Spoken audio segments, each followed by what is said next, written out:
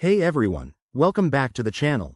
If you're here, you're probably looking to clean up your Instagram profile and delete all your posts in one go.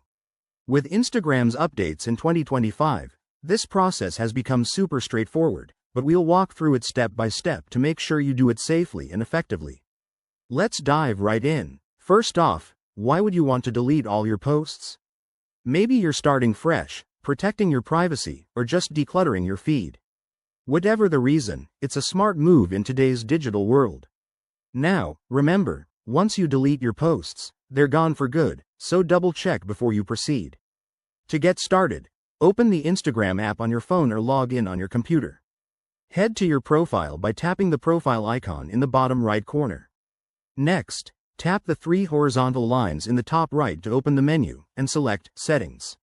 Scroll down to Account, and then tap on Posts You've Shared. Here, Instagram has introduced a new Bulk Actions feature in 2025, which allows you to select multiple posts at once. Once you're in the Bulk Actions section, you'll see an option that says Select All. Tap that, and it will highlight all your posts. Then, look for the Delete button at the bottom. Hit it, and a confirmation pop-up will appear. Make sure to read it carefully. Confirm the deletion, and boom, all your posts are gone in one click. This feature is designed to save you time, but if you're on an older app version, you might need to update first. One thing to note: if you have a lot of posts, this might take a minute to process, so be patient. Also, this won't affect your stories, highlights, or reels unless you specifically choose them. If you're using a third-party app, be cautious as they can sometimes violate Instagram's terms.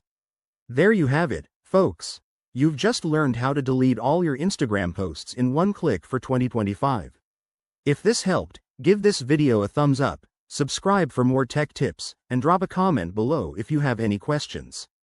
Thanks for watching, and I'll see you in the next one.